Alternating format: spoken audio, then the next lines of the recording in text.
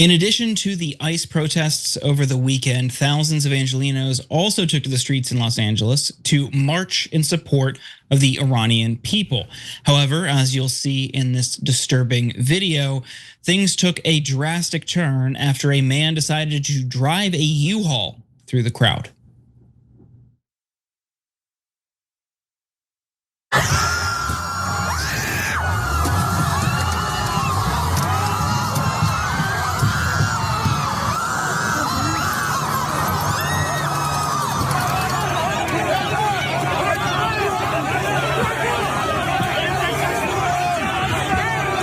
Now, this is still a developing story, so we'll give you the details that we know right now. But before we get to that, Cenk, your 2 cents before we jump into this. Yeah, this one's a little bit more complicated than I originally thought. He stumbles into that traffic, as you're about to see, and he kind of gets attacked first. So let's hear all the facts first, and then I want to come back and do analysis with Jordan on who was right and wrong here. So as we touched on in the last segment, mass protests have erupted all across Iran in what some are calling the biggest challenge to the government in years. Over 500 protesters have been killed and over 10,000 have been arrested since those protests began. So why are we talking about the LA protest? The west side of Los Angeles, including the Westwood neighborhood, is home to the largest Iranian community outside Iran. And the relationship between the United States and Iran is a fraught issue there. Of an estimated 400,000 Iranian-born immigrants living in the United States, more than a third live in the Los Angeles region. They were exercising their First Amendment rights in what was originally a peaceful demonstration with people holding Iranian flags and banners saying justice for Iran. But chaos erupted when a man who's yet to be publicly identified drove a U-Haul covered in several banners discouraging US involvement in Iran drove through the crowd. The Los Angeles Fire Department said 2 people were evaluated at the scene and declined treatment. Police said 1 adult was confirmed struck by the vehicle but did not sustain significant injuries, and no ambulances were called to the scene. The driver of the truck, however, was injured in the chaos following the incident, according to LA Police Captain Richard Gabaldon. The U-Haul truck, with a window and side mirrors shattered, was stopped several blocks away and surrounded by police cars. Helicopter footage from the Los Angeles news outlet KABC showed officers keeping the crowd at bay as demonstrators swarmed the truck, throwing punches at the driver and thrusting flagpoles through the driver's side window. No protesters were arrested as of Sunday evening, but the driver does remain in police custody and could face charges of assault with a deadly weapon. The suspect has no arrest record. Officials do not believe that the incident was politically motivated or an act of terrorism, but stemmed from an altercation in the crowd, Captain Gabaldon said. Another video filmed before the ones we showed you does seem to corroborate that. Demonstrators ripped down banners and hit the vehicle.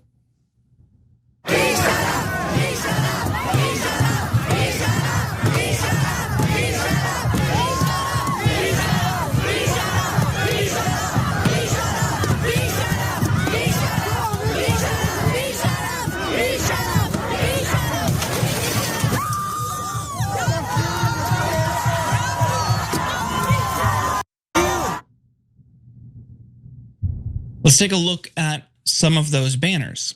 This one reads, "No Shah, no regime. USA, do not repeat 1953, no mullah." This is a reference to the US-backed coup that toppled former Iranian Prime Minister Mohammad Mossadegh in August 1953. The August 1953 coup stemmed from US fears over the Soviet Union increasingly wanting a piece of Iran as communists agitated within the country. The ground had been laid partially by the British, who wanted to wrest back access to the Iranian oil industry, which had been nationalized earlier by Mossadegh. The coup toppled him and cemented the power of Shah Mohammad Reza Pahlavi. It lit the fuse for the 1979 Islamic Revolution, which saw the fatally ill Shah flee Iran and Ayatollah Khomeini usher in the theocracy that still governs the country. Again, officials are still investigating to determine the motive of the driver, but Cenk, I'm with you. After seeing that second video, I don't know if there was one. Yeah, so it was painted in the press initially as like crazed supporter of the Ayatollah rams over innocent protesters, against the Iranian regime, and it makes you think of all those terrorist attacks where the truck drives through the crowd on Christmas, etc. But then you see the video and the circumstance, and you listen to the LA cops, and you get a little different story. And so here's some context you might not know either.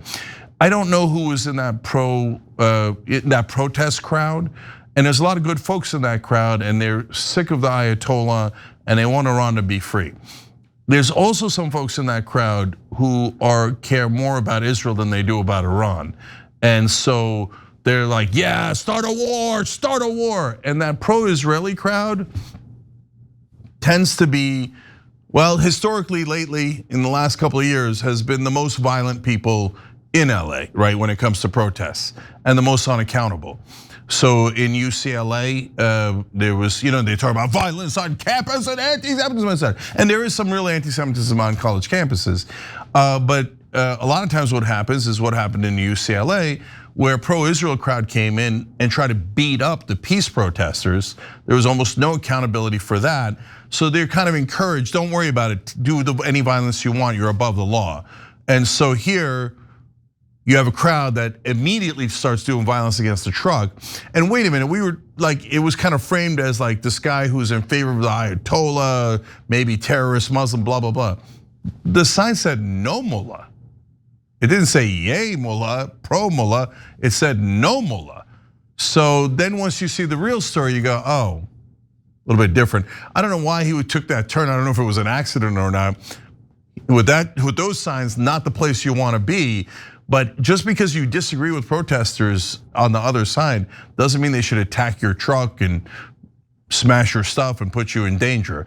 And by the way, I'm not excusing him, going forward. If he went forward in a way that is illegal and hit someone and endangered them, then he should be held accountable for that too. But it's certainly not a clear-cut case as it appeared initially in the news. Yeah, that's my take as well. We have seen, sadly, attacks on protests or on parades or marches before. Typically, they do not sit idle. They don't sit there as people surround their vehicle. I mean, if they want to cause harm, they drive in at a higher rate of speed. We don't know how or why he was in that spot, but for whatever reason he was, and he was sitting there stationary as they surrounded his car or surrounded the U-Haul, were pulling down the signs and eventually busted the window. Now, if we want to be generous here, we want to let's actually think about what that guy was thinking about as he was being surrounded by people who are mad at him and smashing the windows. Like, you don't know what's gonna happen. He probably just tried to get out of that situation. And it seemed like even in the other video, he was trying to get through slowly at first, and it was a little herky-jerky as he tried to go through what was a narrow path. Thankfully, but also you look at the injuries, Cenk. The only two people that the U-Haul did bump against, ultimately it seems, declined medical treatment. If he wanted to cause harm with a U-Haul in a crowd of that size, it seems like he would have. I think I'm with you. It's much more nuanced than it was originally reported. And I also think it's unhelpful to go fly out of the gate. Oh yeah, truck just ran through a protest, because everyone's first thought, understandably and tragically, because we've seen it before, is, oh, this person tried to cause harm. It seems unlikely at this point. Yeah, last two things is, look guys, one thing seems clear. To Jordan's point, if he wanted to harm a lot of people, he'd drive really fast through that crowd. And he didn't. He didn't drive fast coming in, he didn't drive fast in the middle or at the end, right? Now, he might have panicked, but that leads to point number two. Under no circumstances should you drive through a crowd like that. Whatever, I know, even if you're scared. By the way, this is the same principle that I would give to the cop in Minnesota, the ICE guy in Minnesota, as I would to the person in all circumstances, right? So do not try to drive your way through a crowd or through people, right? But at the same time, when you're in that situation, don't also unnecessarily overreact and cause it. So like, I know it's super hard, but what I'm trying to get everybody to do is, I love protests. It's the most American thing you could do, okay? But you've got to turn the temperature down when it gets to physical confrontations, okay? Including with cars, trucks, etc. Don't create a situation where somebody's gonna get hurt on both sides. But probably the most important point of this story is, be careful what you see and read, because half the time it's true and half the time it's propaganda. So this scenario wound up being useful to the people who want to start war. So they framed it as, oh, terrible Muslim guy goes in with rams through a crowd with a truck, let's go invade Iran. And that's not what happened. Every time you ring the bell below, an angel gets his wings. Totally not true, but it does keep you updated on our live shows.